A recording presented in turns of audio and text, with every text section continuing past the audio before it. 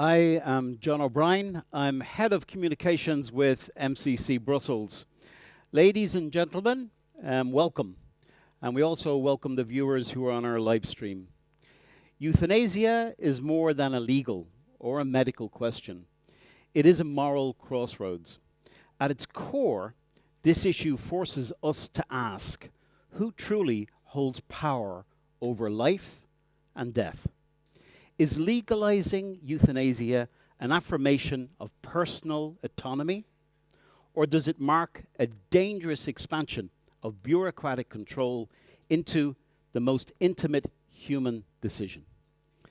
Euthanasia is with us, and more of it is coming. Euthanasia laws vary widely across EU member states. Countries like Belgium, the Netherlands, Luxembourg, Spain, Portugal, and Austria have legalized some form of euthanasia or assisted suicide. Others, including Germany and Italy, have decriminalized physician-assisted suicide, but face ongoing regulatory debates. Several countries, such as France, Ireland, Finland, and Denmark, are actively debating legislation, while others, including Slovenia and Malta, have held referendums or promised discussions. Many Eastern European countries, including Poland, Romania, and Bulgaria, have no active debate but have strong opposition. Estonia is exploring passive euthanasia as a precursor to further discussions. Europe is deeply divided. In some countries, euthanasia is a legal right, framed as an act of mercy. In others, it is fiercely resisted, seen as a violation of the sanctity of life. The push for EU-wide harmonization of euthanasia laws raises urgent questions for us. Should life-ending decisions be standardized across borders, or should each nation retain the right to define its own moral boundaries? Tonight, our esteemed panelists will explore the ethical, legal, and cultural dilemmas surrounding euthanasia. Does its legalization safeguard dignity, or does it open the door to the devaluation of human life? Does it empower the individual or the state? And what are the unintended consequences of normalizing assisted death in our societies? These are not abstract debates. They touch on the most fundamental aspects of our existence: freedom, suffering, dignity, and the role of the state. This discussion is timely, necessary, and above all, it's deeply human. Tonight, we also launch the report, The Case Against Euthanasia in Europe. The report examines the growing movement to legalize euthanasia across Europe and its far-reaching ethical, cultural, and societal implications. You can find a copy of the report on the MCC Brussels website. For anyone who cares about the future of Europe, this report is worth your time. So let's begin. We're going to hear in a moment from Dr. Ashley Frawley. She's visiting research fellow at MCC Brussels, a sociologist, and she is the author of this report. Then we're going to hear from Ole Hartling, a retired medical doctor, former professor, and former chairman of the Danish Ethical Council, as well as author of Euthanasia and the Ethics of Doctors' Decisions, just published. Finally, we'll hear from Kevin Ewell, Emeritus Professor of History at the University of Sunderland, CEO of Humanists Against Assisted Suicide and Euthanasia, and the author of Assisted Suicide, the Liberal Humanist Case Against Legalization. Very important at MCC Brussels discussions is you, the audience. We're going to hear from the panelists for about 10 minutes to make some important points for you to think about. But we want to hear from you. We want to hear what you think. All ideas, all opinions are welcome at our forums, whether you agree, disagree, or just find the whole thing very confusing. We want to hear what you have to say. So prepare what you have to say while you listen to our speakers. Ashley? Thanks. I can hear myself breathing quite loudly. Okay. Thank you so much for that introduction. In what follows, I want to outline some of the most startling findings of the report before really tuning in on this idea of bureaucratically controlled death. Is my sound okay? I seem to hear a lot of feedback. Is it all right? Yeah? Okay. And how even this unspoken dream of policymakers and the euthanasia movement is a nightmare. And I want to finish with a warning about how issues like this highlight, perhaps more than any other, the importance of national sovereignty and maintaining decision-making within countries, and why this is so important in matters of how we live and how we die. I should also note that my use of the word euthanasia makes a lot of advocates for this scream, because they love to use soft phrasing to hide the reality of what they're doing. And I think Professor Ewell will talk about this in a bit more detail, but I should say briefly that I settled on this phrase euthanasia quite consciously after wading through intense terminological debate. Obviously, it's meant to have a positive connotation, literally meaning a good death in Greek, but it maintains the sordid history of that term that campaigners would like us to forget, a reminder of what supposed kindness and mercy became in the 20th century. And what we're talking about is active voluntary euthanasia, and I include assisted suicide under that umbrella. But as I'll show you, it's not always voluntary, and that was one of the most surprising things that I found while I was doing this research. So the report, titled "The Case Against Euthanasia in Europe, the Bureaucratic Control of Life and Death," released today, details a number of findings that shocked even me. The first was the degree of expansion. Even as I was doing this research, I came to an MCC event, and someone says, "Oh yeah, they've just passed it in Slovenia." It was just like the dominoes were falling right under our noses. And anyone who was against it was on the back foot. They didn't even realize it. Usually, the people that have the courage to stand up to these things, the few that are left, are religious groups. And I spoke to religious groups, and they had no idea. Of 27 member states, only 10 have taken a strong stance against euthanasia. But as John's pointed out, even they are currently hearing from very active campaigners. It's a worldwide strategy, and it's a foot in the door strategy. In every country, lobby groups start by promising highly restrictive laws. Only at the very end of life, they say. It's only to be used in cases of extreme suffering, they promise. They say this not because it's true, but because their actual vision is much more expansive and permissive than the public is willing to accept. David Seymour, leader of New Zealand's ACT Party, has admitted he agreed to restrictive measures only to get their euthanasia bill to pass. Since then, he and other advocates have campaigned doggedly for the removal of state safeguards under the banner of improving access. Canadians were promised a limited and rare euthanasia law. But once legalized, safeguards that were supposed to mean that this was just for the very most extreme cases of suffering fell one by one. And now Canada has one of the most, if not the most, permissive euthanasia laws in the world. Campaigners adopt this slow education process on purpose because they know that the public would not be with them if they told them the truth. For good reason. The historical legacy of euthanasia rightly causes most citizens to pause because the outcome that so often results is the one that they expressly wish to avoid. The next thing that surprised me was how much the claim that this is about autonomy and choice is a lie.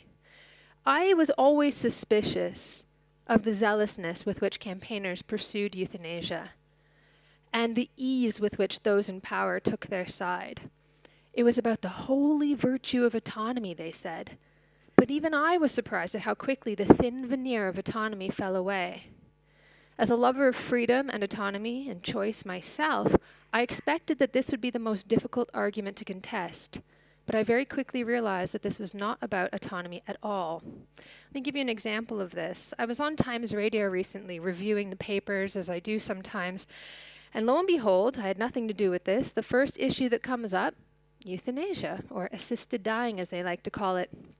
And the person that I was on with, there's always two people reviewing the paper, starts going on and on about the importance of autonomy. Let nothing take away our sacred right to autonomy and choice, he proclaimed.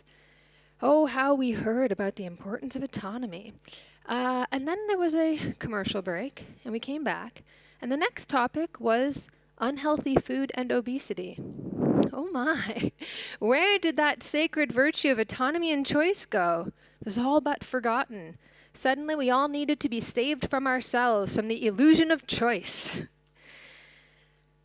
For years, the commentariat and policymakers have dedicated themselves to the very task of questioning our capacity for autonomy. They talked of libertarian paternalism and nudge. They told us that new discoveries in neuroscience, so new and dazzling they scarcely understood them themselves, had placed the final nail in the coffin of the Enlightenment myth of rational man and his capacity for autonomous decision-making. And of course, throughout the pandemic, we saw firsthand how little governments and elites actually valued autonomy. So excuse me if I hear this sudden championing of autonomy and choice in the lone instance where citizens choose to die, if I'm a little bit skeptical. But I was surprised at the speed with which the mask slipped, how quickly the discussion slipped into burdens and costs of healthcare. And I think the bureaucratic control of death. And this is one of the more important points from the report, and the last one, or the second last one that I want to bring up here. That this is not about autonomy, as I said, but about a dream of bureaucratically controlling death. We've been here before. Death can be unpredictable. It can be costly. But like birth before it, subjecting it to a medical process can make it predictable. And above all, cheap. In Oregon, health insurance companies regularly ration access to expensive chemotherapy, but access to euthanasia is never rationed. Campaigners promise a painless, rationalized death overseen by the appropriate authorities. They swear that clandestine euthanasia is happening everywhere, and subjecting it to a bureaucratic process will make it safer. Actually, the opposite is true. With real choice comes responsibility. State-legalized euthanasia is a highly bureaucratized system. Judgments are handed over to a bureaucratic process so that responsibility is deflected and choice becomes a box-ticking exercise. The patient might be thinking, well, am I a candidate? Well, there's this panel of experts that will be telling me. I'll fill out this appropriately blandly titled form. Like it's called something, in Canada, it's something like bland form C532. And you apply for your death. And there's a veneer of expertise. They will make a judgment. So the person says, am I a candidate? But what they don't realize is that the panel of experts is thinking, well, you are if you say you are. And the person is thinking, well, I am if you say I am. And so nobody actually is taking responsibility for this. An example of this, Christopher Lyon, whose father was killed in Canada, he feels he was fast-tracked for MAID after a life of suicidal, MAID is what they call it in Canada. He was fast-tracked for euthanasia after a life of suicidal ideation. He talks about how the assessor, after he begged the assessor, they had very little time before the euthanasia was supposed to take place, and he begs the assessor for a psychiatrist to review the case. And he's certain, once an expert looks at this, they will see my father's not really a candidate. And the assessor said to him, it'll just be a formality that will provide cover. Literally said that. It'll provide cover. And that's what bureaucracy becomes a way of expressly avoiding responsibility. That is the banality of evil. And actually, as I was writing the report, it reminded me over and over of the trans issue. You have opaque claims making that wants a permissive system with few checks and balances, that it knows the public is not on board with, so it hides behind a much more palatable and agreeable claim. Scary death, horrible death. You're going to have a horrible, painful death. Aren't you a good person? Aren't you a good person? Don't you have compassion? Then you should be on board with this. So they use this kind of emotional blackmail, and behind which they hide much more permissive claims. They don't actually want checks and balances, just like the trans activists didn't want checks and balances. They want a very permissive system. Are you trans? Well, you are if you say you are. Well, are you a candidate for euthanasia? You are if you say you are. And that's actually what winds up materializing in a lot of countries. The second thing that reminds me of the trans issue is the deflection of autonomy onto process. It's the exact same thing. De-trans people often talk about how surprised they were that they were expecting these experts to tell them if they were really trans. But there were no experts. The process was a formality that deflected responsibility, and it's the same for this issue. We have zealous campaigners who manage to gain ownership of the issue and its oversight. In many countries, the people who are assessing whether or not deaths were followed the law are euthanasia advocates. There's very, very little oversight. They have managed to capture the entire process. And they also, for instance, the Canadian Association of Maid Providers has been accused of coaching people what to say in assessments to get approved for euthanasia. And this has happened also in the trans issue. So I find these parallels very interesting, but it's a warning of what happens when very zealous advocates manage to capture an issue almost entirely. And it tells us how important it is to stand up against these things.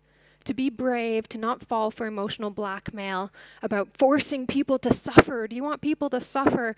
No, you have to stand up against these things, because the worst thing is when we allow complete control of activists over something as important as life and death. And finally, even the dream of bureaucratically controlled death is misguided. The experience from around the world where legalization of euthanasia has proceeded shows us that bureaucracy often fails, leaving the details surrounding many euthanasia deaths opaque. For instance, some Canadian provinces record the cause of death as the underlying medical condition, not euthanasia. Euthanasia deaths are usually not investigated in the same way as other suicides, and punishment for non-compliance with regulations is rare. For instance, a 2010 study found that 1.8% of responding physicians in Belgium, where you all agree with this apparently, admitted to carrying out euthanasia procedures without the explicit consent of the patient. So I was quite surprised that non-voluntary euthanasia is happening. In Canada and Washington state, for instance, legally mandated safeguards are known not to be met in a percentage of cases, but no practitioner has ever been prosecuted. The system in Victoria, Australia, for instance, has been described as hear no evil, see no evil, speak no evil. In other words, it appears designed for the regulator to find out nothing, investigate nothing, and report nothing that could suggest that assisted dying has been anything other than an unblemished success. When suicide and killing are stripped of their stigma through a bureaucratic process, another theme that I describe in the report, we risk losing one of the key potentials bequeathed to us by the birth of a secular society, the possibility that human life, its comfort and its extension, might be our guiding moral compass. The ease with which human life has become expendable speaks to the possibility that we may at last be losing this. Movements to legalize euthanasia are not an isolated development, but the culmination of much deeper trends through which the value of human life has been systematically eroded. And this is one of the most important reasons why it must be opposed. But the ways in which it can be opposed, usually at the national level, are also being systematically eroded. Lobbyists are trying to legalize euthanasia through a variety of means across Europe. First, through a domino effect, thinking that if they target weaker countries where they see political opportunities, then they use success in that country to push neighboring countries to follow suit, like it's this progressive turn that populations are turning toward this. And they also are seeking changes at the level of human rights. So everyone who is a signatory to the Convention on Human Rights will have to follow suit. This must never happen, ironically, because it would be one of the biggest threats to human rights. One of the main safeguards against this happening is the different cultural, social, economic, health systems across Europe. And this makes it very, very unlikely, thank God, that you'll have a top-down euthanasia law, but it's not impossible. And any steps toward cascading legalization of euthanasia across the European continent are significant moves toward the EU's bureaucratic control of death. For that reason, they must be opposed. We have to keep the door shut. Thanks.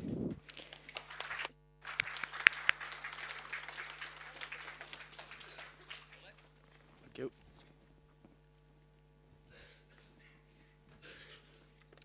Thank you. Thank you for inviting me. From Denmark, I'm coming. The debate as to legalize euthanasia and assisted suicide is not as novel as many seem to believe. The father of medicine, Hippocrates, must also have been familiar with the problem, for he seems to have taken a position on it in his original pledge, the Hippocratic Oath. He says, I will use treatment to help the sick according to my ability and judgment, but never with a view to injury and wrongdoing. Neither will I administer a poison to anybody when asked to do so, nor will I suggest such a course. So it is not so novel, the debate. It must have been known, this possibility. And for example, 90 years ago, the author and philosopher Gilbert Keith Chesterton said in the very same debate of his time, at present only a proposal for killing those who are a nuisance to themselves, but soon to be applied progressively to those who are a nuisance to other people. In this debate, as said, we again and again meet with two arguments that at first seem convincing, almost self-evident. The arguments go, alleviation of suffering, unbearable suffering can't be borne, and respect for self-determination or autonomy. As to suffering, there is an inbuilt inconsistency that assisted dying aims at improving life by annihilating it. It is terminating suffering by terminating the life of the suffering person. But not only suffering is ended, because through the death of the person, identity is also ended, and social connections, memories and experiences, as well as the possibility of receiving care and love, and indeed the possibility of alleviating the suffering of a living person. As stated by a philosopher, assisted death means something good to the patient, but then the patient doesn't mean anything anymore. And then the second argument, the belief in autonomy. I might even call it the gospel of autonomy of our time. There are several problems. Will it always be really autonomous, really voluntary? Freedom of choice involves the basic problem of the patient not being exempt from having to choose. The choice is claimed to be free, but with legalized assisted death, the very choosing is somehow compulsory. Legalization implies pressure.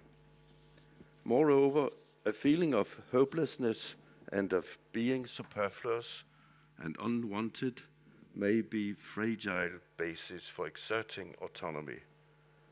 In other words, how autonomously can the weakest people act when the world around them deems their ill, dependent and pained life unworthy? And this seems to boil down to the fact that the real justification of voluntary euthanasia is not autonomy, but based on the fact that some lives are not worth protecting. Almost absent from the debate is the following that I'd like to share with you.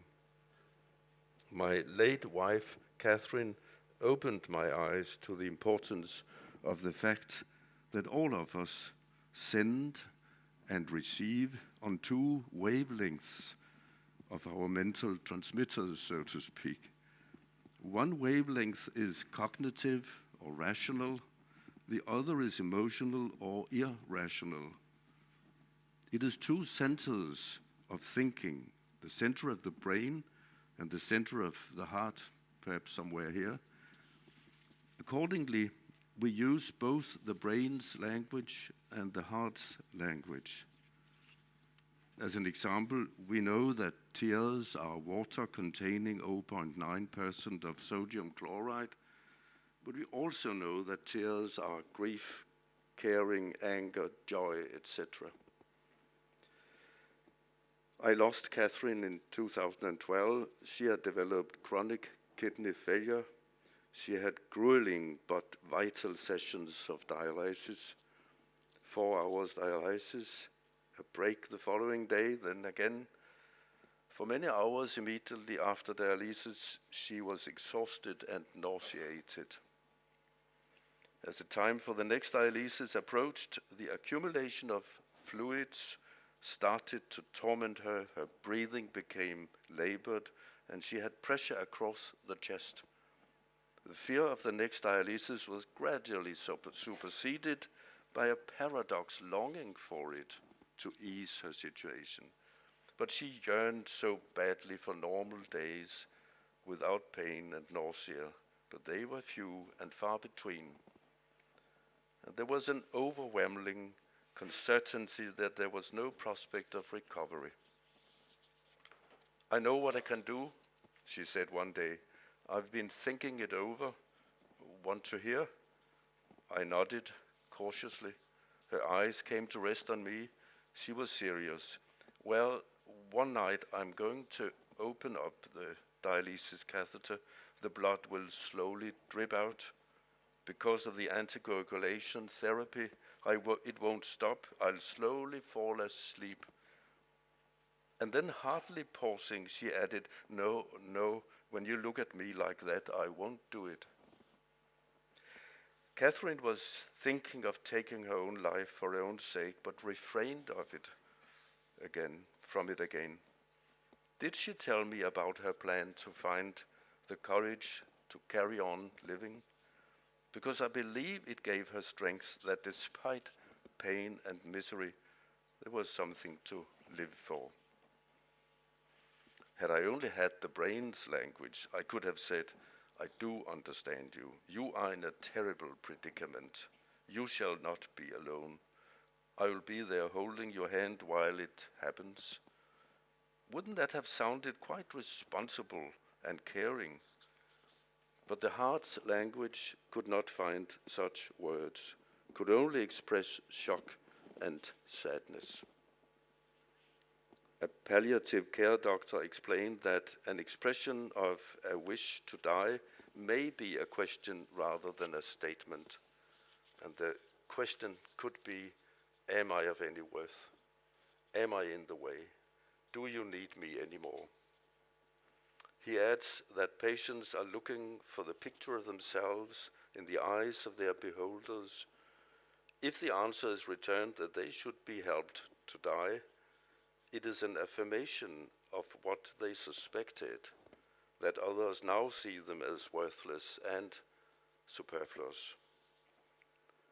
A patient may feel redundant already when he or she makes a request for assisted dying, but this feeling of redundancy can be reinforced when he or she is met with a rational understanding that it is best to go to one's rest now. And can confidence within the doctor-patient relationship then be maintained? Can the patient suspect that there are hidden agendas behind the white coat? That was the two arguments about unbearable suffering and the gospel of autonomy. And then this, that we don't think in only one way. We're not only rational, we receive and and send on two wavelengths. And I think it is forgotten in the debate that there is another wavelength that is also being used, non-verbal perhaps, but with body language, etc. And then the expansion, as Ashley has already mentioned, there is evidence of a slippery slope, but there is also a driver of it. The aim of euthanasia is well-intentioned. It's always phrased like that.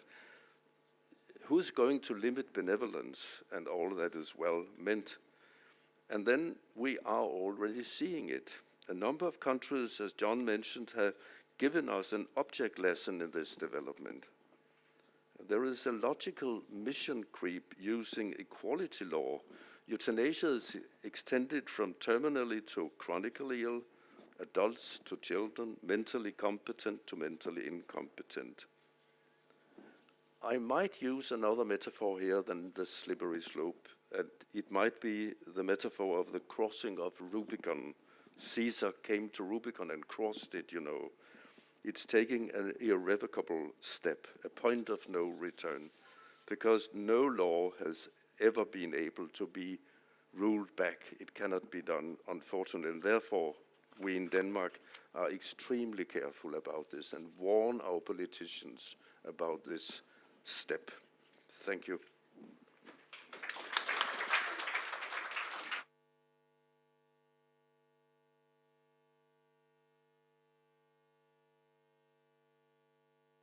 Tell me when it's 10 minutes. Yeah, thanks. Part of my job at the moment is to observe proceedings in British Parliament where we have legislation going forward. And last week we had a witness, so-called expert witness, Alex Greenwich, who's the MP for Sydney. And he stated that voluntary assisted dying is a form of suicide prevention. And I thought, this is very interesting because it's suicide as suicide prevention. And it made me think about the language, which is what I'm going to talk about.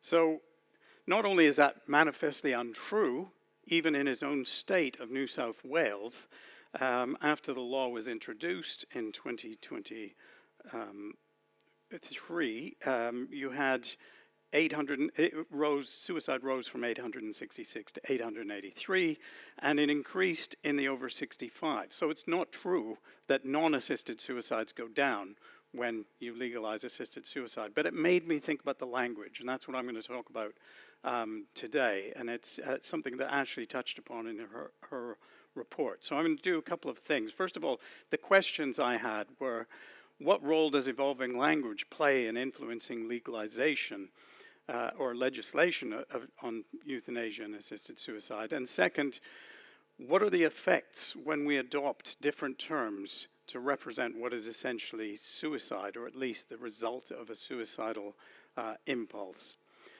My observations, my points are, first of all, that language changes in areas where there's an attempt to change the law. So euphemisms and obfuscatory language like assisted dying avoid strong terms like suicide, which still at least has some sort of moral taint to it, some sort of moral suggestion. George Orwell warned against, quote, the invasion of one's mind by ready-made phrases, and I think that's something that we really need to take into account with this. The second point that I got out of this is that countries where legalization has already occurred, like Belgium and the Netherlands, employ much more direct terms. So it's marketing, really, marketing language. Third point is that language has a profound effect on meaning, in that when we change these terms, they very much matter. They convey a new sense of meaning and erode the old sense of meaning, and they can alter material reality. It's not simply an etymological issue. It's much more practical in what it does. So first, let's review what these mean. I mean, Ashley has talked about this a little bit, so I don't need to go on about it, but euthanasia means literally good death. But in this discussion, it normally refers to the doctor causing the patient to die, usually by lethal injection. It's legal in Netherlands, Belgium, Luxembourg, Colombia, Canada, New Zealand, Spain, and Austria, all 6 states of Australia.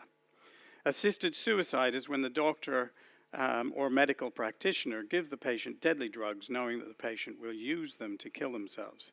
And that's legal in Switzerland since 1942, 10 states of the United States, and it's also allowed in all countries that allow euthanasia, except Belgium.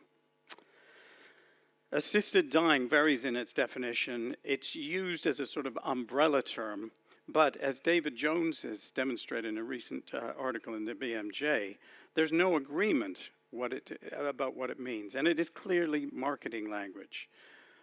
Thus, assisted suicide remains the more common term in the scholarly literature because it's much more accurate in what it talks about. So I thought such insistence on avoiding discussing what is very obviously suicide was restricted to English-speaking countries, but it turns out, upon looking, that it's very common in Europe. So in Belgium and the Netherlands, euthanasia is used without blushing because it's been passed here. But similarly, Switzerland uses suicide assist or Freitodbeglechtung, sorry for murdering the language or euthanizing it, whatever, but my German is not good, which means free death, which is a German expression that conveys suicide and has been for some time. The Swiss Penal Code very accurately talks of euthanasia, where the doctor gives the final draft, as, quote, murder at the request of the victim. It's illegal there, but it attracts a 3-year sentence. So in France, the term preferred by those who advocate a change in the law is protocole de mort, protocols de mort programmés, programmed death protocols. The attempt, he tells Belgian people who may speak a little bit of French, even more than we Canadians. The attempt at changing the law in 2023 did not mention euthanasia or assisted suicide. President Macron told an interviewer he does not like the term euthanasia. Death is a moment in life, he insisted, not a technical act. But think about it, that's exactly what is being reduced to by euthanasia, the legalization of euthanasia. It is a technical act. What should be a profound and awe-inspiring event is reduced to this technical act. Macron insisted that a proposed assisted suicide law was, quote, a law of fraternité, a law that reconciles the autonomy of the individual and the solidarity of the nation. It's difficult to remember that we are talking about killing, that we are talking about either suicide or homicide. It's completely divorced in the way that he looked at it. Such terms are not simply papering over a meaning. They change our perception and have treatment implications in medicine, for instance.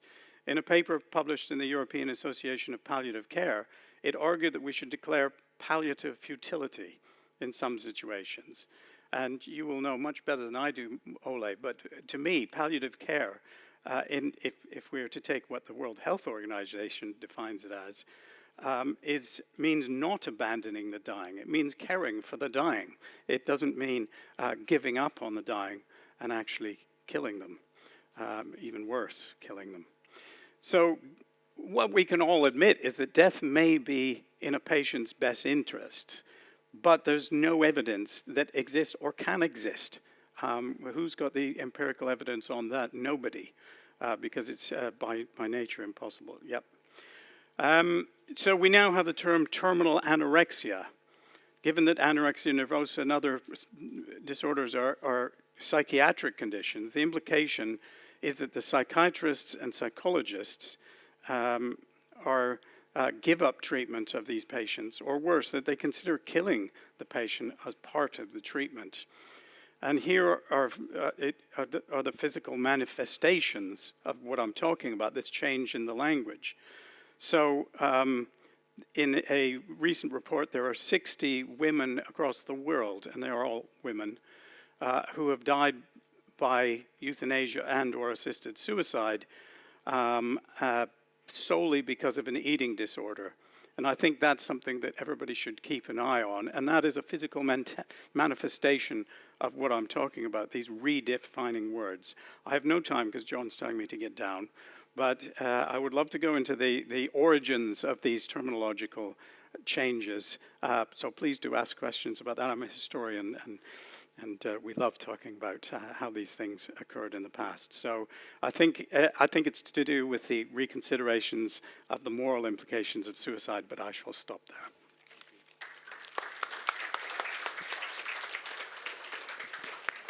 Thank you very much. Before we come out to the audience, I want to ask our panelists just a couple of questions. Actually, hard cases, they say, don't make good law. But it's the hard cases and the hard cases driving a lot of people who feel the need to be compassionate about some of these issues and see the solution as being euthanasia, because it's a compassionate response to a terrible situation. Take, for example, Huntington's disease, like a very, very serious disease in which somebody is going to inevitably end up in a vegetative state. It can cost a family a lot of money, bankrupt families, as someone can go on staying technically alive for a long time.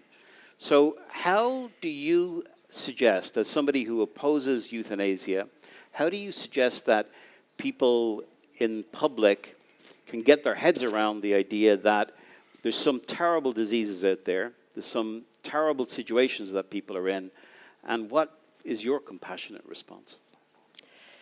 I think that the best answer that I ever received to this was when I interviewed Roger Foley.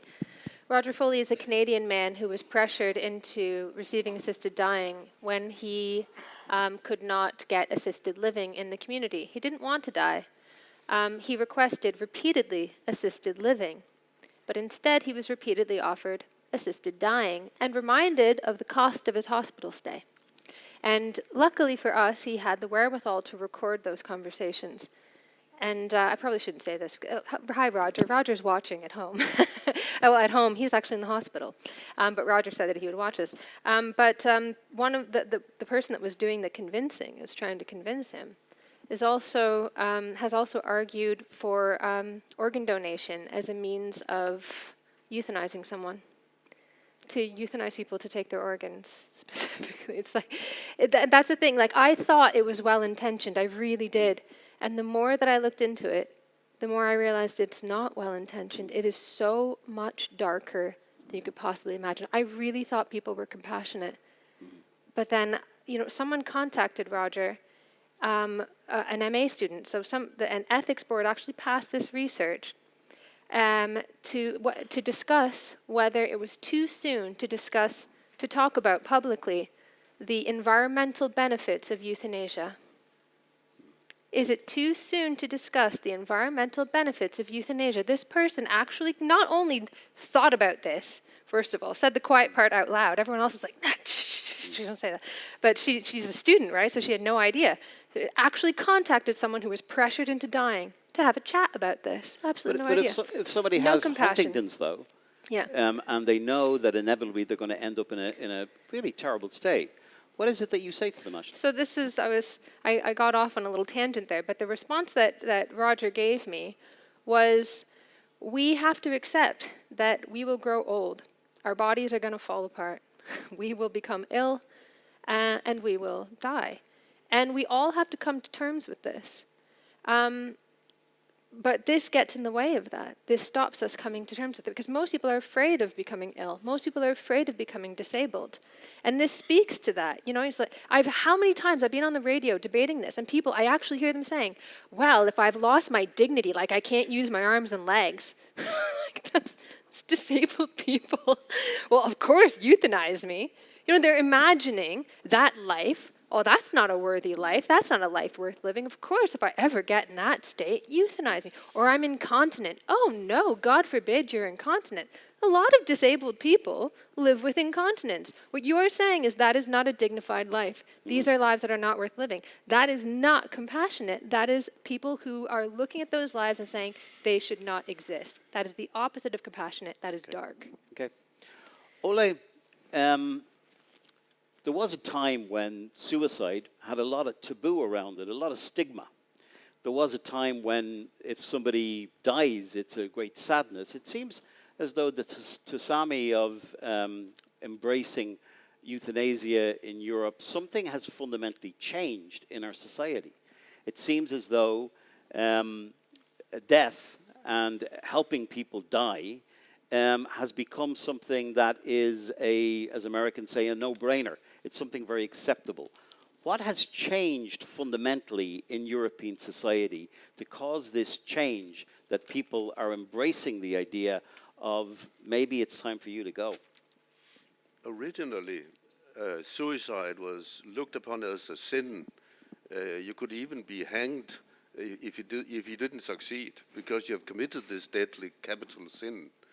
But gradually, the ideas of freedom since French Declaration of Liberty, etc., in Europe, the ideas of freedom culturally, personally, economically, paves the way of the idea that you have a complete freedom. And it is not longer looked upon as a sin to kill yourself. And then is that not a good thing, Ole? That is, I think it is a good thing. I think it has been very weird that you should even condemn people that tried it and they were not buried in sanctioned grounds. So in a way, that's a good thing. But the point here is that you make an arrangement where you ask other people to kill you. And we only kill, usually, also historically wise, only kill in war and in self-defense. We don't kill to the benefit of another person. This is the new thing. Right. So euthanasia is a killing for the benefit of another, and this incurs big troubles that you make people, doctors, whatever, people, you make them do the job, the dirty job.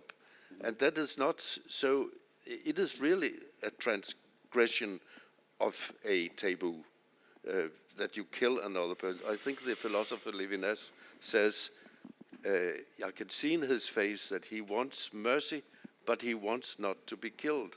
Mm-hmm. This is an expression of the one human in front of another. It's also the heart's language here.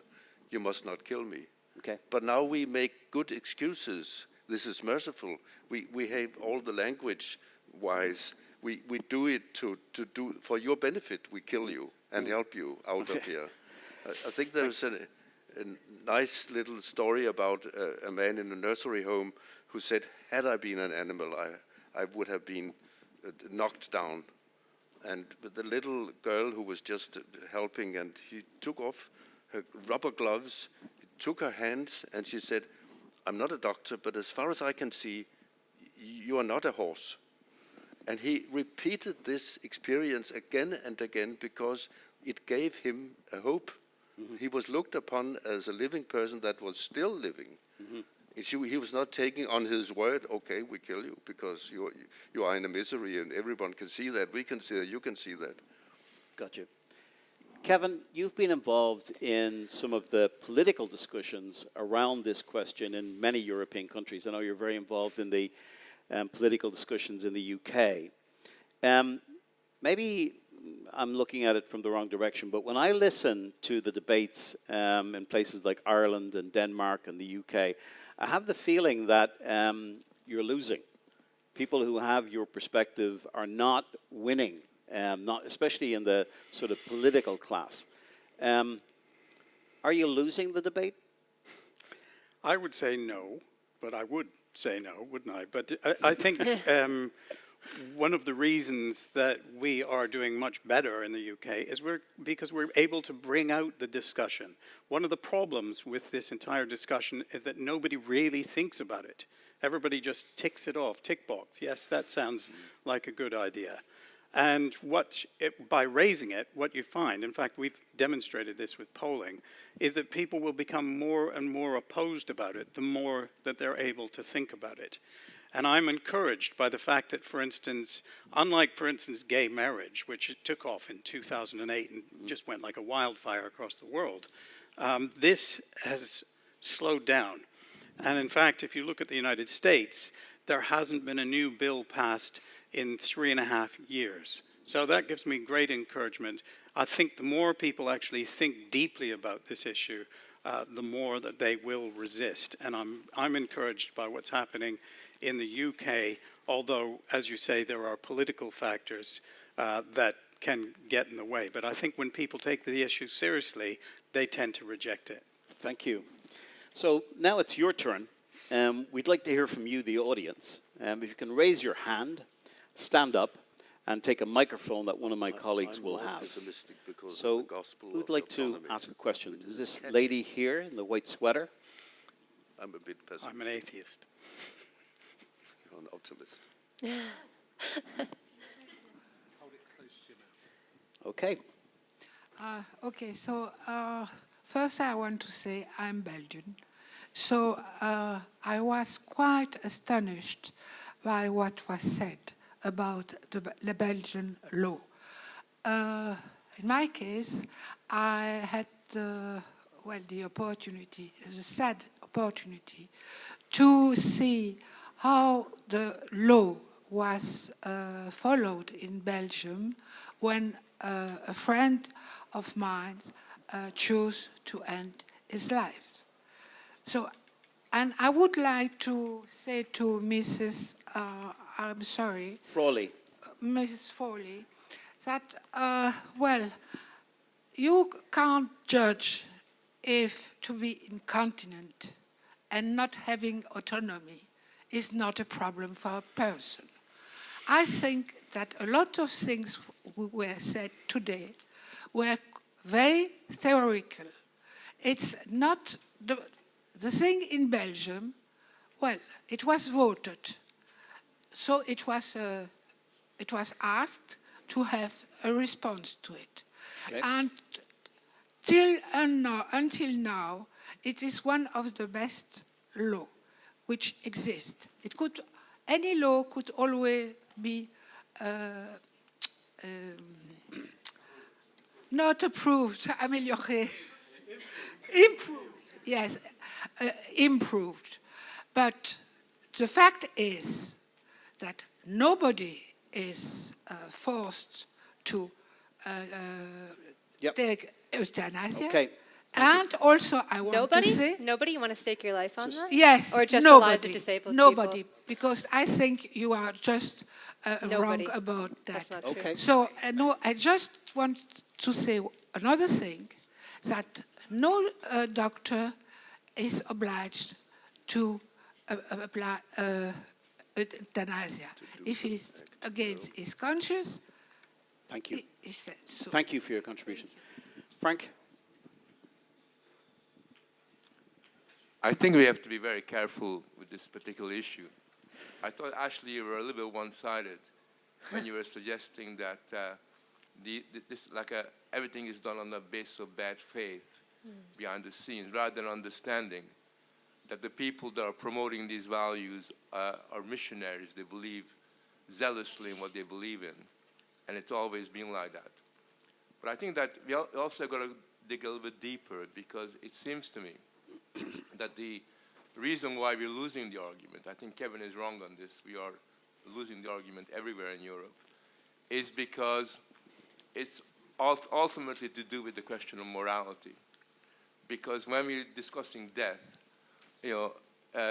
unless you want to discuss it as a kind of commodified, medicalized issue, and just merely sit in that way, then we're going to run into a lot of trouble.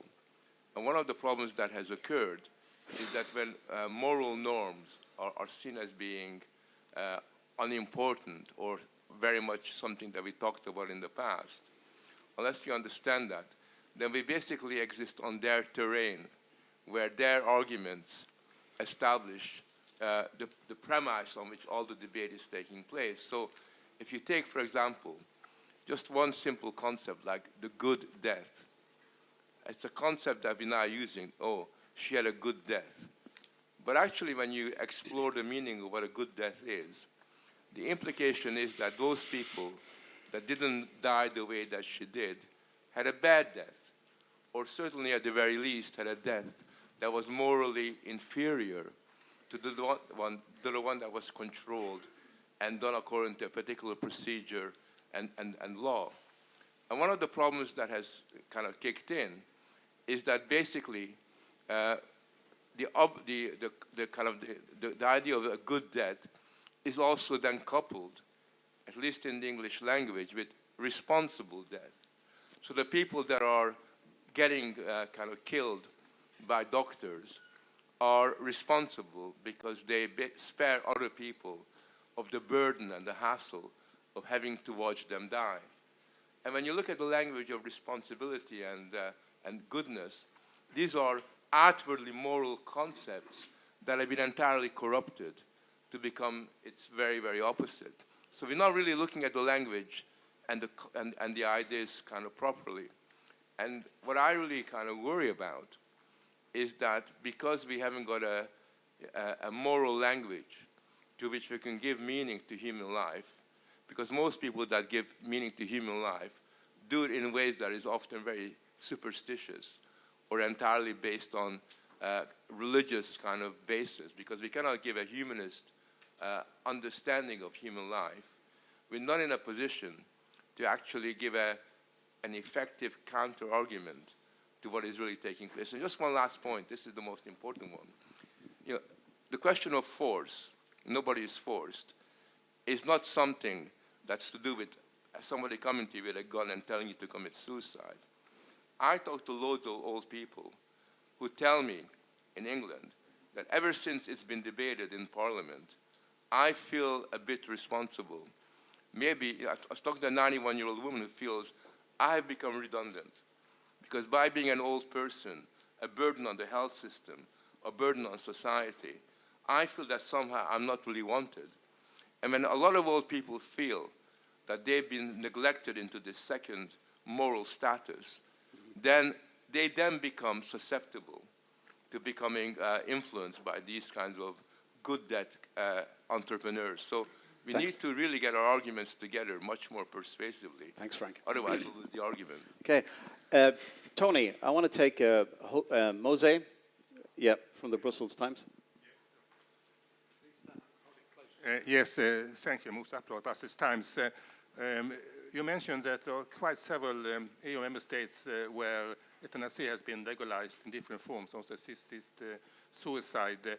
I wonder, actually, if you, in your study, also found any figures about how it works. I mean, if there are countries which have very, let's say, strict or restricted rules, required, for example, that the patient has signed some kind of statement before he or she becomes very much ill. And also, if what do the figures tell you? I mean, one got the impression that it's a very bureaucratic, automated process, but are the figures showing that, for example, not all applications are approved by doctors? Thank you. Very good. Okay, Ashley, I'm going to start off with you. First question about it's not so bad in Belgium. What would you say to that? So there was a case a few years ago, you've probably heard of it, where a doctor put a sedative in the tea of a patient, and a dementia patient, and the patient actively fought against the doctor while the family members held the person down. The patient had expressed a desire sometimes, yes, well, maybe today I'll die. No, I don't want to. And the doctor made the decision that now was the time.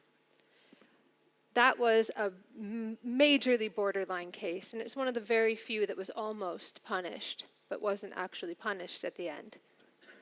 Okay. Sorry, I'm moderating here. I'll come back in a moment. Okay. Go ahead, Ashley. Okay, so we know, 1.8% of doctors, when they were asked, said that they had euthanized without explicit consent. I've also done interviews, and I've spoken to people from Belgium who've told me that their loved ones were euthanized without explicit consent, when they were in a coma, that sort of thing. And actually, in one of my interviews, my participant told me that her mother had, while she was imminently going to die.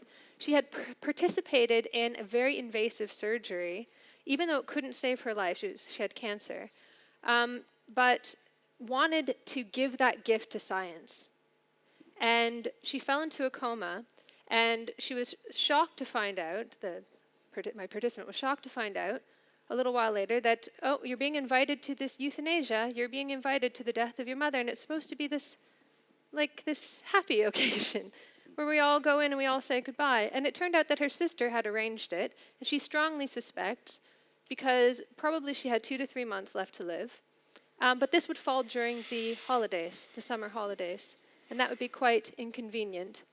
And so for both the doctor and for the sister.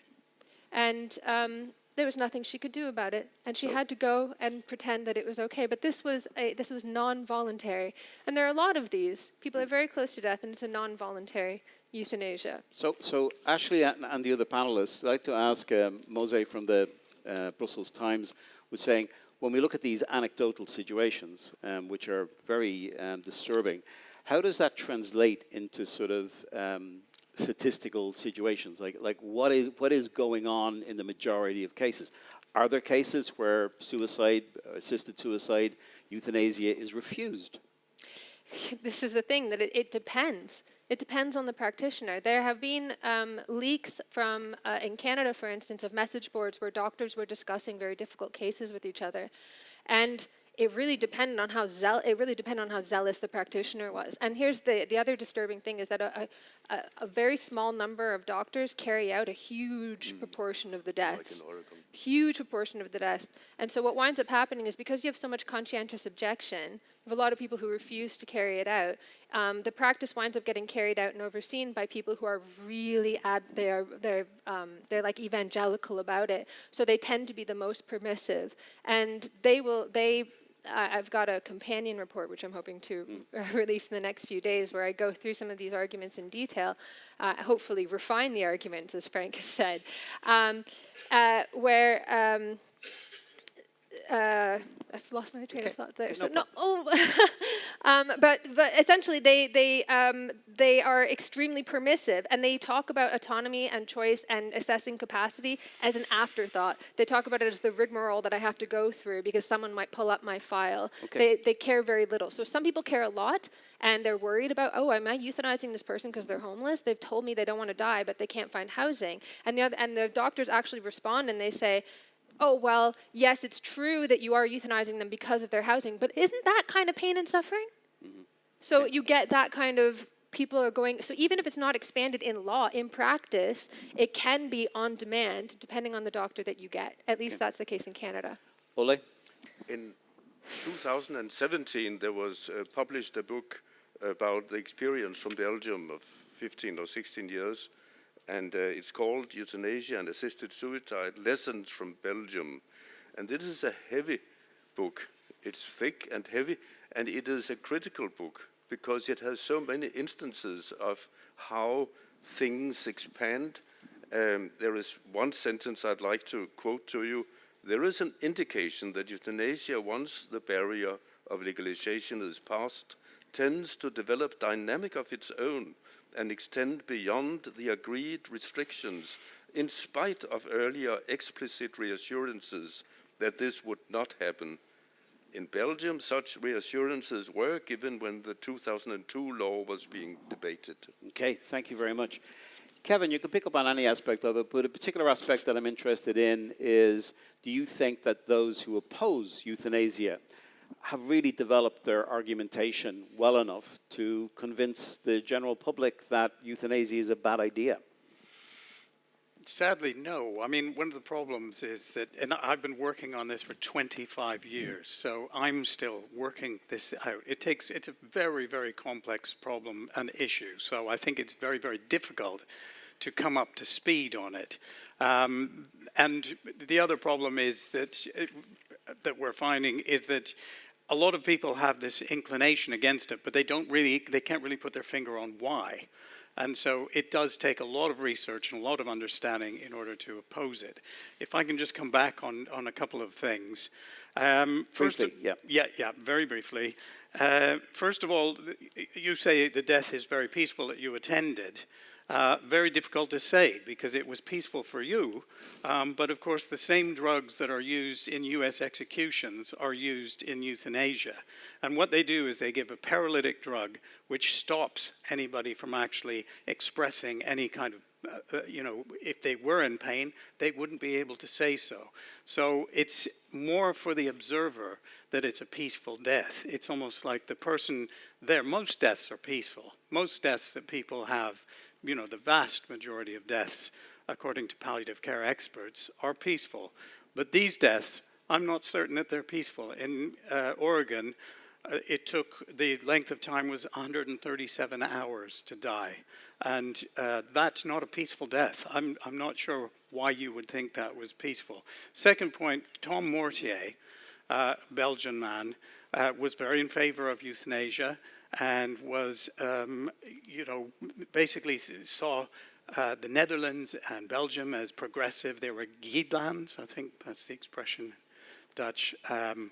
And he came home one day and he got an email from a doctor saying, can you pick up your mother's effects, please?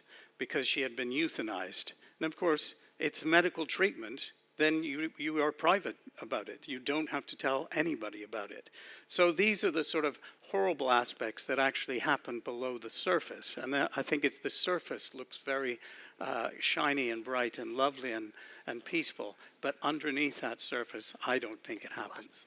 So can I just add to that, yes. What amazed me too is that there's more uproar about the possibility that prisoners are not actually being euthanized humanely than there is about disabled and ill and old people. There's a lot of debate about whether or not prisoners that are being euthanized, if they are drowning in their lungs and this sort of thing. And you hear this quite graphic stories about it, but you try to talk about this, the same drugs are being used in euthanasia in a lot of cases, although it's not, there's no standardization. And people are like, oh, you're scaremongering. We have more compassion for prisoners than we do our sick and old and dying. Just to remind people that I think that this topic is one that obviously people feel very passionate about and very emotional about. And I think that's a good thing.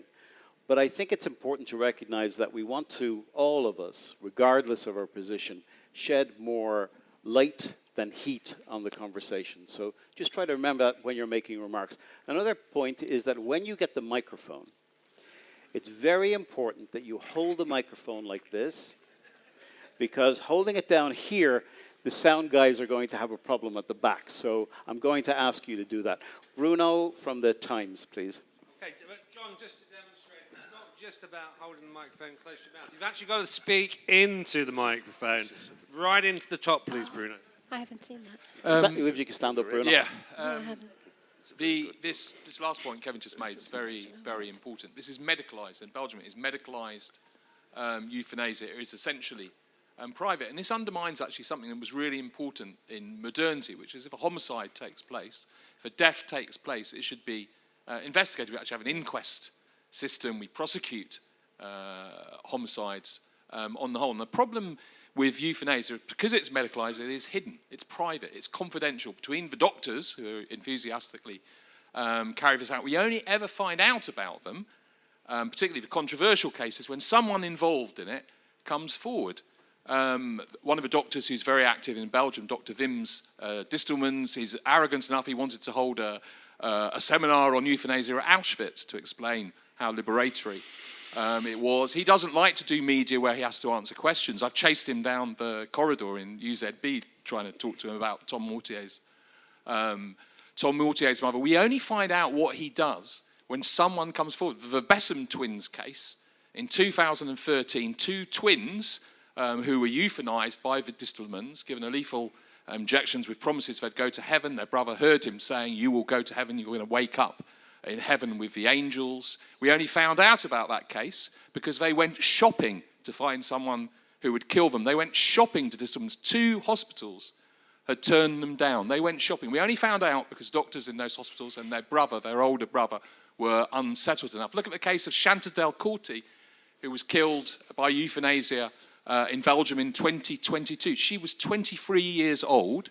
She had a history of mental illness following her presence at Brussels airport when the Islamic bombers struck, and she was euthanized. We only found out about that because her psychiatrist and some of her friends were deeply unhappy with that case. So they came forward and they broke the confidentiality between the doctor and the patient. Just finally on that, the killing of young people who are unhappy or suicidal is really on the rise. In 2019, there were 5 cases of people under 30 who were given euthanasia, legal euthanasia, in the Netherlands.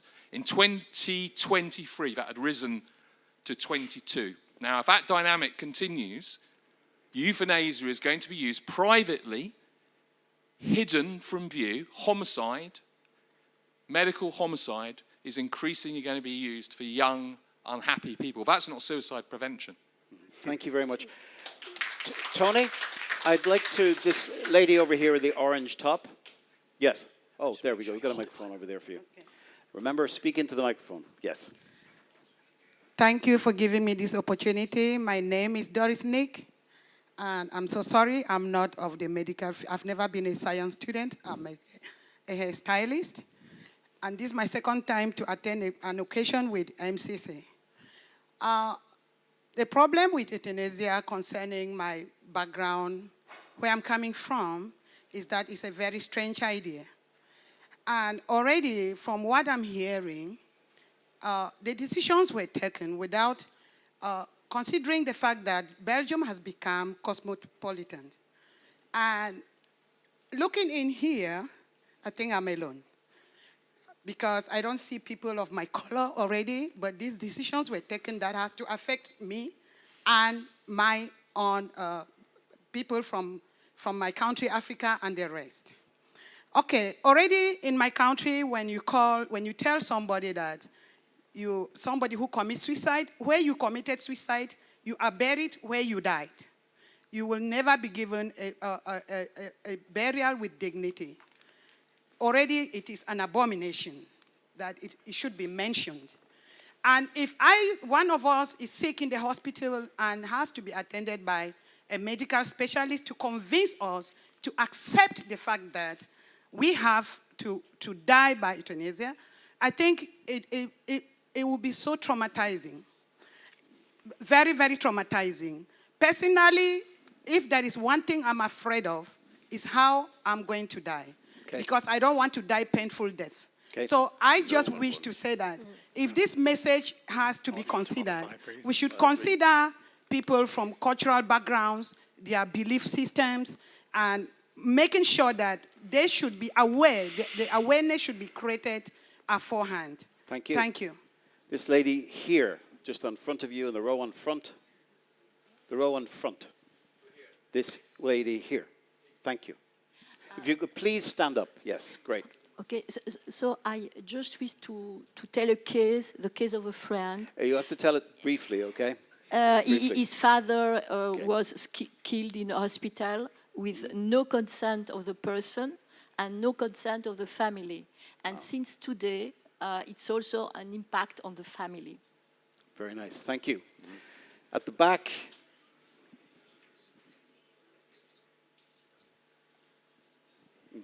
Thanks, John. I think when we're talking about this debate, we actually need to broaden it out beyond just what goes on in hospitals or in places where assisted suicides or euthanasias happen, because it seems to me this is bound up in a much wider context, which is the complete difficulty that people have in understanding how to care for the elderly, and especially, and where I think there's a lot of hypocrisy among even people who are against euthanasia, the fact that people are not prepared to look after elderly people in their families. And so for lots of older people, faced between the choice of either being cared for by an anonymous rotating cast of usually poorly paid immigrant workers in care homes, especially as it is in the UK, which I'm most familiar with, or rarely seeing their family who might have moved away or not care about them so much anymore, that's the context in which the individuals who make decisions towards to accept euthanasia or go for a choice of euthanasia, that's the situation that they face. And we can complain a lot about, oh, it'd be nice if people didn't make those choices, we should value life, we should show people they've got something to live for. But I think very, very few people are actually prepared to put their money where their mouth is when it comes to that question and take the personal sacrifices, re-establish links with older people, which is ultimately what we're really talking about as being required. Thanks. A lot of people nodding in the audience for that. Yeah, I can see. And this gentleman here up the front.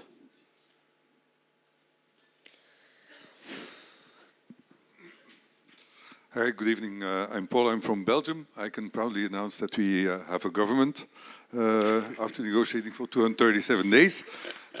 That's the good news. The bad news is one of the participating parties is the Socialist Party.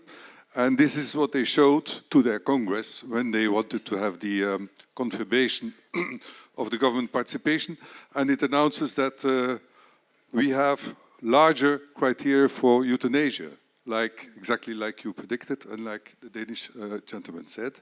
But this seems always to go in a larger transhumanist framework, because they also report that they have now a larger legal framework for the renting of a uterus. If two gay people want to decide they want to have children. Surrogacy, yes, sorry, the word escaped me. And of course, how could we miss? There's also an enlargement of the term for abortion. So there always seemed to be this larger transhumanist framework, which connects to what the other gentleman was saying, that the solution to this seems to me is that we have to rediscover making connection. Okay, thank you. Patricia? Just make sure you hold it close. Thank you so much. Just in line with what has been said, I want to contribute by saying to apply euthanasia is not curing any disease, and you don't need a degree in medicine to apply euthanasia. So connecting with some of the arguments that have been exposed, as the moment is just to ask someone else to be involved in that, I would put apart health agents to say so, because you don't need that just to disconnect or to drink something or whatever. You don't need medicine. The other point is, I completely agree with Ashley in the point that sometimes we reason from a particular case to a larger landscape. In this sense, I completely agree that it is a political matter. It is biopolicy. And I mean, it's very, very risky, as this gentleman has just said, to impose certain limits, certain red lines, because the practice is not that neat. I mean, it tends to widen and to be more subjective than anything. So it's very, very risky to think of a society who has liberty to do that. Okay. It's much better to invest, to reconnect with people, or to apply means to improve health and to soften pain. Thank you.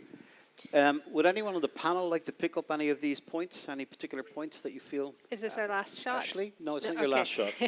Okay, so this idea of people only find out when someone comes forward is really important. As I mentioned in my opening remarks, a lot of the oversight is by people who are invested, who are activists. And there's a paper that came out recently. I thought that this was hyperbole, but I now believe it, by Christopher Lyon, who argues, like, how would we know if there was medical serial killing? How would we know? How would we catch these nurses? And I thought, oh, that's mad. But the more that I looked at the statistics regarding how many of these doctors are actually taking part, it's quite likely they're killing upwards of like hundreds of people, just one doctor, and other people are just killing one or two. Okay. They're zealous about it. You would never be able to find out. And I wanted to mention too that there was another, just sort of the talk about children, there was another parallel with the activists in the trans movement, which is this inflated belief in the decision-making capacity of children. And this is something that's being discussed in Canada, opening up euthanasia to mature minors. And I find it so hard to talk about this without getting upset because someone went into one of these meetings of these activists, who, by the way, are the professional organization of maid providers in Canada, and they actually literally said, we need to expand access. We need to expand access. This is an equality issue. We especially want to expand access to Indigenous children because we think they're closer to the ancestors. I'm not even kidding.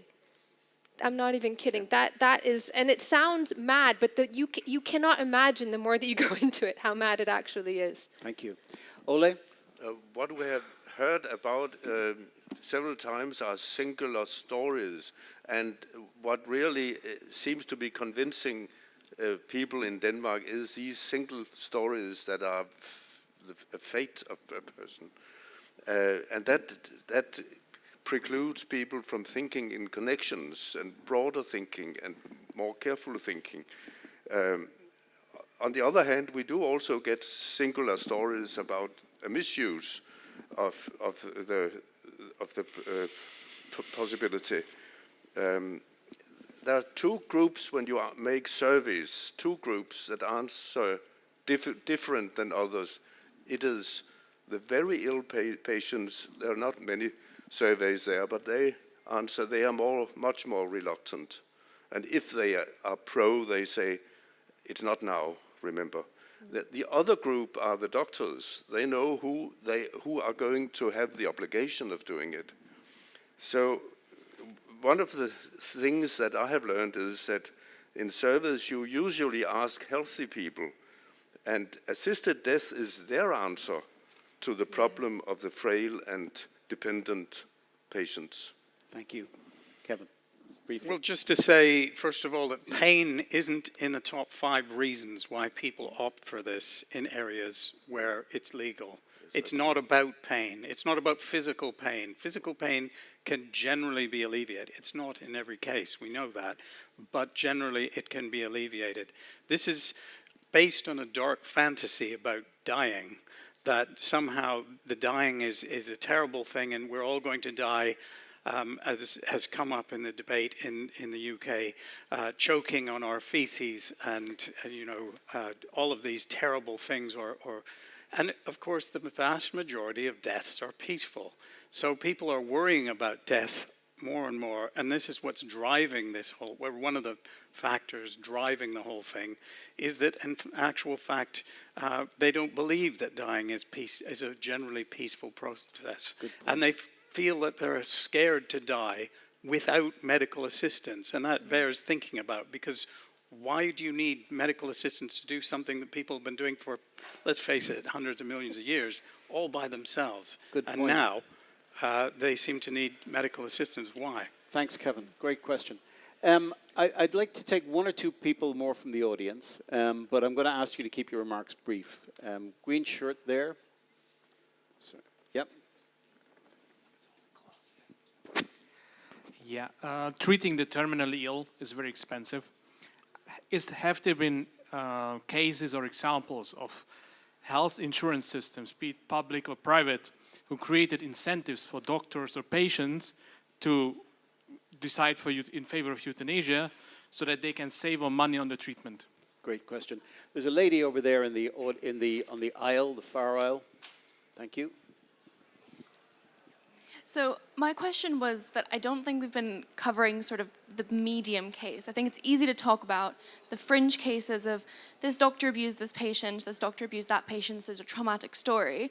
But for every one of those stories, I believe there's 2 or 3 that the average voter considers and says, I've seen this person in genuine pain, and I just don't want them to be in pain at the end of their life anymore. And I happen to agree with the rational arguments that I don't agree with euthanasia. I think there is a legal slippery slope. As a lawyer, that's very persuasive. But death isn't rational, and no one who opts for euthanasia or sees their loved one die this way thinks that, does it out of a rational reason. They just want to alleviate pain. And I'm curious what the panelists would kind of think of this medium case. Great, thank you. Gentleman over here. Hello, Taniguchi from Japan, journalist. In the Netherlands, there is a system already a number of years established, namely coaching doctors of euthanasia. That is, any family doctors asked by their patients, they hesitate and they can telephone anytime to these coaching doctors. Coaching doctors specialized and trained, they know how to persuade these doctors and indirectly patients what do you think about experts like you? Is there any possibilities of allegation of abuse of human rights, basic human rights, that is already written over years in any charters of human rights and others? What do you think about this? Is there any chance of merits of dispute in the illegally? Great, thank you very much. We're going to now, this is your last chance, Ashley. I'm going to start off with Kevin. Kevin, having heard these last few questions and also just generally with regard to the discussion, for a couple of moments, do you want to just give your reflection? Yeah, just briefly on some of the questions that have come up, which have been very good. Thank you for them. I think in terms of saving money, there is a report out in Canada that shows that $54,000 per person for track 2 patients, what are called track 2, meaning they're not terminally ill, can be saved per person. This is a very quiet report. Hasn't had a lot of fanfare, but it's certainly there. And the figure is about $13,000. I think they wildly underestimate this. But of course, money concerns are in the back of people's minds. And that's a little bit about the whole issue. If I go and I am feeling suicidal and I go to somebody and I say, I'm feeling suicidal, and if the person says, you know what, you might as well jump, that tells me what the person's perspective is on the worth of my life. And this is the problem that I think is that people who feel that they are worthless are receiving this advice that they are worthless. And that is a real problem. The life coaching, death coaching idea is interesting in the Netherlands. In the Netherlands, remember that there's a proposal that's been about for several years, which is to offer euthanasia to all people over 74 because they are suffering. And this gives the lie to the whole idea of autonomy. Ashley's so right about that, is that it's not about autonomy. And it's not about autonomy in Belgium either, because if you are euthanizing demented people who cannot make decisions about themselves, if you are euthanizing children, these are not people who can make rational decisions for themselves. And when that's happening, you know it's not about autonomy. Finally, I think the points that Frank made in the center there were very, very useful in terms of morality. I think of this as, in some ways, the result of what I call inside-out morality. So it's a person comes and says, I want to die on my birthday on my own terms. And suddenly everybody says, well, okay, that's not the normal way of doing things. There's just sort of, and there's a corresponding aspect in the trans issues. There's a case going through yes, I'm just going to finish this one, which is about a woman walks into a changing room and there's a man there. And she said, well, this isn't normal. And she is being taken to court for broaching this man's ability to go in there. So this rule that we've always had, that men change in this area and women change in this area, is being broached because of one person. And to me, it's inside-out morality, where the individual actually dictates to the rest. Thanks. Ole. I have heard about the coaching of doctors in Netherlands, and there are, of course, a help there to doctors, general practitioners, who doesn't want to do the job themselves, so they can refer the patient also to expertise euthanasia, a clinic and outgoing teams as well. And this is the bureaucracy of it that is growing. It is a sort of dilution of the ethical and clinical responsibility of the doctor, that he can send the patient somewhere else and not. I talked to a Canadian doctor who said, I won't do it myself, but I can send it to medical assistants in dying, because they know the rules, so they do it correctly according to the law, so they know. So perhaps I wouldn't. He hadn't done that yet, which is another interesting thing that Ashley mentioned, that some doctors refer a lot of patients and some doctors hardly ever refer. There must be some relationship there which is worthwhile thinking of. So the responsibility of the doctor is diluted by these maneuvers, but it's also diluted by the very fact that it's the patient's own wish, it's the patient's autonomy that dilutes, then the doctor is not responsible because it's the will of the patient. I'm just following suit, I just do it because the patient asks me. So beware of this ethical dilution. Thank you very much. Ashley. The question on medium cases, the thing is, this is one of these areas where the medium case makes bad law. We want the medium case. The kind of, oh, you know, family gathers around, it's timed, it's convenient, it's painless, it's perfect, good death. What troubles me is how little bothered we seem to be that the extreme cases might be the price we have to pay for that. And that's really worrying because when it comes to the death penalty, for instance, we don't have a trouble. I think it's pretty widely accepted that it would be wrong to kill an innocent prisoner, even if it was very few, for the greater good of killing someone who's done something horrible. But when it comes to euthanasia, we don't make that argument. In fact, after the passing of the second reading of the UK's bill, I heard expressly again and again, someone went on the radio, an MP, and said, well, yes, we heard about these cases where people might be bullied into it, but it just wasn't enough to deny other people a dignified death. And then there's like people, some activists will say this a lot more harshly. So there was one neurosurgeon activist, euthanasia advocate, who said, oh, who cares if a few grannies might get bullied into it for the rest of us to have a dignified death? And we don't seem that bothered by that, and I find that really, really disturbing. Thank you very much. At MCC, well, this is a difficult discussion. And at MCC Brussels, we're not afraid of difficult discussions or to ask the hard questions. But the conversation doesn't stop here. I hope that you go on our website and have a read of Ashley's report. Tell us what you think about it. Have a look at some of the interviews with Ashley that we have online. And also check out Ole Hartling's book, which has just been published, which I believe you can find online. 3 years ago, I'm afraid. Oh, 3 years ago, okay. But make sure that we check out these resources and continue the conversation. I hope you continue the conversation and join us for a glass of wine after the meeting. And I'd like you to give a heartfelt thanks to our panelists tonight.